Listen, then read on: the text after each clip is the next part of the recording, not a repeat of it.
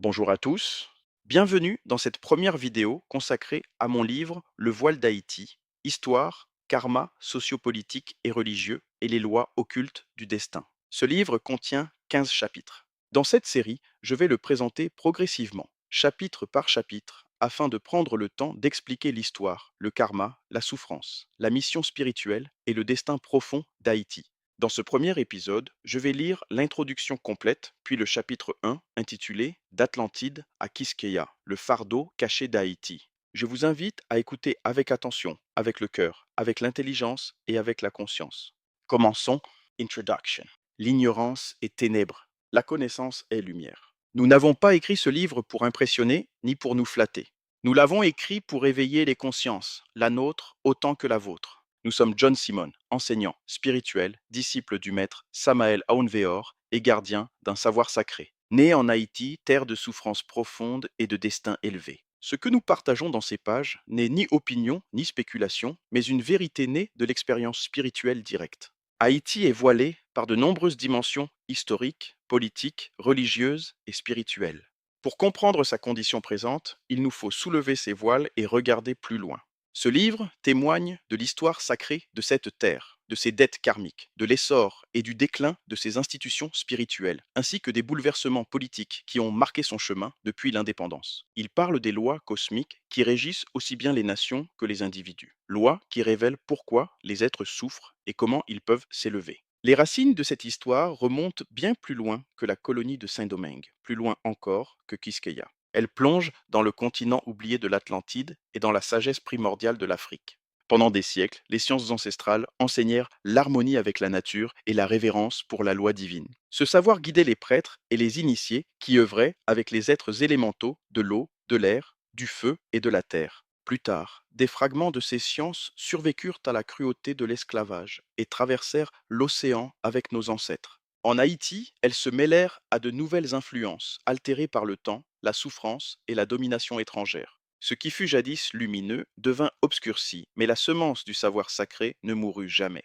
En même temps, les églises qui auraient dû offrir la lumière et l'orientation morale faillirent. Trop souvent, elles se lièrent à la politique, au pouvoir et aux divisions, jusqu'à ce que leur voix s'affaiblisse et que leur exemple perde sa force. Là où elles échouèrent, le peuple se tourna ailleurs et la confusion s'approfondit. La chute de ces institutions a laissé la nation sans direction et ce vide a pesé lourdement sur notre destin collectif. La souffrance d'Haïti n'est pas accidentelle, elle est karmique. Une nation récolte ce qu'elle sème, tout comme chaque individu. Les violences, les trahisons et les injustices du passé ont laissé des cicatrices qui continuent de façonner le présent. Pourtant, le karma n'est pas seulement une punition, c'est aussi une opportunité. Haïti est né sous des signes d'épreuve et de transformation. Le chiffre 5 et l'influence du Capricorne révèlent un destin rempli d'épreuves, d'ordalie et de leçons spirituelles. Si elles sont endurées consciemment, ces épreuves peuvent devenir le fondement de la sagesse. Ce livre dévoilera ces vérités et il révélera l'histoire cachée de cette terre, les forces politiques et religieuses qui l'ont façonnée, les lois cosmiques qui la gouvernent et le chemin vers le renouveau.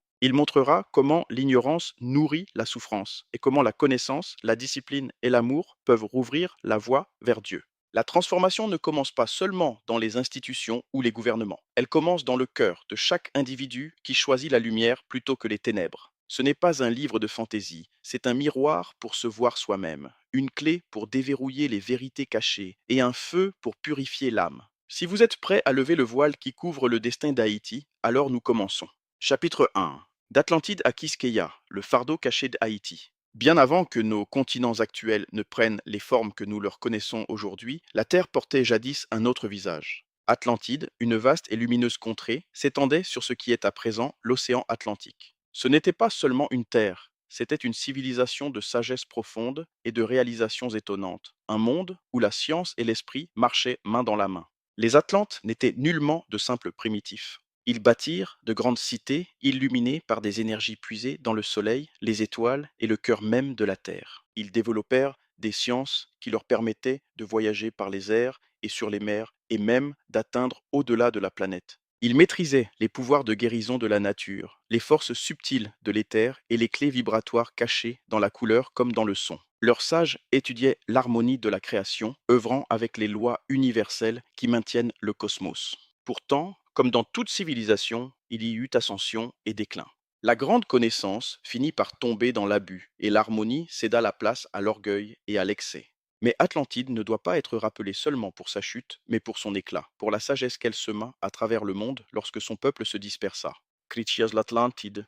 Par Platon, écrit en 360 avant Jésus-Christ, Chrysia parla d'une guerre survenue 9000 ans auparavant, entre ceux qui vivaient à l'intérieur des colonnes d'Hercule et ceux qui vivaient au-delà. D'un côté se trouvait l'ancienne Athènes, gardienne de la sagesse et de la vertu, et de l'autre le puissant empire de l'Atlantide. On disait que l'Atlantide était une île plus grande que la Libye et l'Asie réunies, riche en puissance et en abondance, dont les rois commandaient de vastes armées et flottes. En ce temps, les dieux partageaient la terre pacifiquement. Héphaïstos et Athéna reçurent en Attique, où ils implantèrent une noble race dévouée à la sagesse, à la justice et à la poursuite de la vertu. Ces Athéniens devinrent les défenseurs de la liberté, résistant face à l'ambition impériale de l'Atlantide.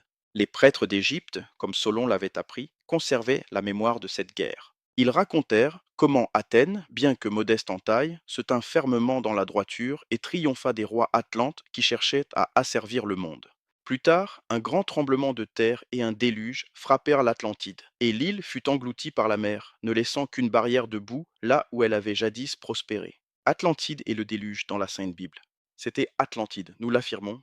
Le grand déluge dont se souviennent tous les peuples anciens dans la Bible, comme le déluge de Noé et dans les dialogues de Platon comme la chute de l'Atlantide, désigne un seul et même événement. La terre trembla, les mers se soulevèrent, et une civilisation orgueilleuse fut engloutie sous les eaux. Les prêtres d'Égypte dirent à Solon que l'Atlantide était une vaste île, plus grande que la Libye et l'Asie réunies, dont les rois cherchaient à asservir les nations. Corrompus par l'orgueil et l'avidité, ils violèrent l'ordre divin. Alors vinrent le feu et l'eau, le tremblement de terre et, enfin, la mer qui recouvrit leurs palais et leurs temples, ne laissant que silence et boue. Les Écritures nous disent la même vérité dans une autre langue. L'humanité était devenue violente et corrompue, oubliant son Créateur. Dieu, dans sa justice, ouvrit les sources de l'abîme et les fenêtres du ciel. Le déluge vint, et toute chair périt, sauf Noé et ceux qui furent préservés avec lui dans l'arche. Après que les eaux se furent retirées, une alliance fut scellée avec l'arc-en-ciel, signe que la loi divine gouverne toujours la création. Différents noms, différentes voix, mais une seule mémoire. Atlantide et le déluge de Noé sont deux témoins d'un même jugement cosmique. L'humanité sombra dans l'arrogance, les eaux purifièrent la terre, et seul un reste fut préservé pour recommencer dans la lumière à nouveau. L'histoire de Manu et le grand déluge. Shatapatha Brahmana, environ 800 à 500 avant Jésus-Christ, Manu, l'ancien législateur et ancêtre de l'humanité, accomplissait un jour ses ablutions au bord de la rivière. Tandis qu'il recueillait de l'eau dans ses mains, il aperçut un minuscule poisson qui se débattait dans le creux de ses paumes. Le poisson lui parla, suppliant: Protège-moi, et un jour je te sauverai. Ému de compassion, Manu plaça le poisson dans un récipient. Mais le poisson grandissait rapidement, remplissant le vase. Manu le transféra alors dans un étang, puis dans un lac, puis dans un fleuve. Pourtant, le poisson continuait de croître, de plus en plus vaste, jusqu'à ce que Manu le relâche dans l'océan.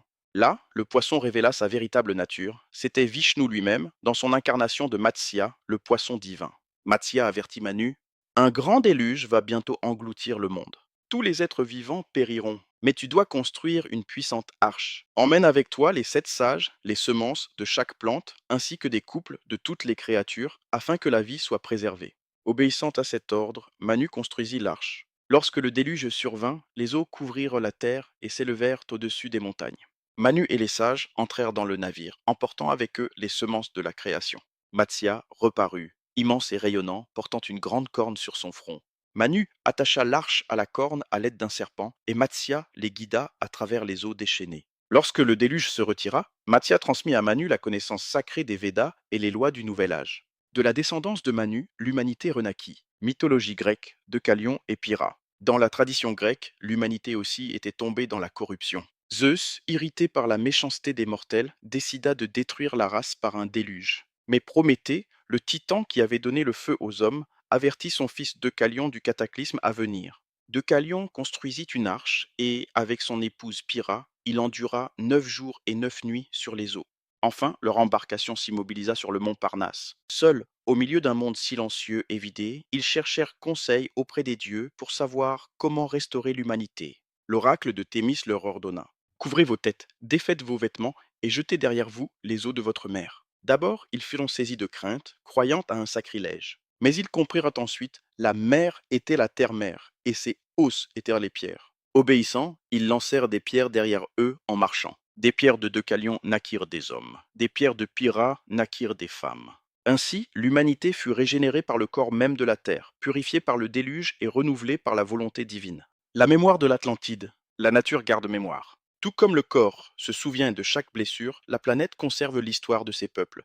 Par les archives akashiques, la bibliothèque subtile de la création, les sages ont contemplé la mémoire vivante de l'Atlantide. Là, l'histoire n'est pas écrite à l'encre, mais se déploie comme une vision vivante, révélant qu'Atlantide fut bien réelle et que son héritage est tissé dans de nombreuses cultures d'aujourd'hui. De l'Atlantide vinrent la connaissance des astres, l'édification de temples sacrés alignés sur les forces célestes, la révérence envers les quatre éléments et la compréhension de l'étincelle divine en l'homme. Son influence s'est disséminée comme des semences à travers le monde, dans les pyramides d'Égypte, dans les mystères du Tibet, dans la sagesse des Mayas et dans les chants des peuples des Caraïbes, survivants et migrations. Lorsque l'Atlantide s'engloutit sous les flots, une partie de son peuple ne disparut pas. Ils migrèrent à travers la terre, emportant avec eux des fragments de leur langue, de leurs rituels et de leur esprit. Certains s'établirent dans les hautes terres des Andes, devenant les ancêtres des grandes civilisations précolombiennes. D'autres voyagèrent vers l'Orient, laissant des traces en Asie, dans les sciences sacrées de l'Inde et du Tibet, et dans la sagesse de l'Égypte. Beaucoup gagnèrent les îles et les terres que nous appelons aujourd'hui les Caraïbes. Les Taïnos et les Arawaks, qui habitaient Quisqueya, Cuba et les terres voisines, n'étaient point de simples tribus isolées.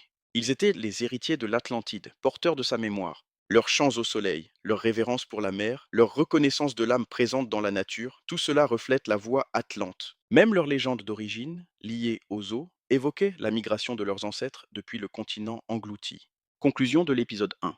Nous allons nous arrêter ici pour cette première vidéo. Dans cet épisode, nous avons ouvert le livre Le voile d'Haïti et commencé à soulever le premier voile, celui des origines anciennes. Nous avons parlé de l'Atlantide, du déluge, de Platon, de la Bible, de Manu, de Deucalion et de la mémoire spirituelle des peuples anciens. Dans la prochaine vidéo, nous continuerons à explorer le chemin qui mène d'Atlantide à Quisqueya, puis de Quisqueya à Haïti. Nous verrons comment les mémoires anciennes, les migrations, les peuples indigènes et les forces invisibles ont préparé le terrain du destin haïtien. Merci d'avoir écouté ce premier épisode. Que la lumière de la connaissance éclaire notre chemin.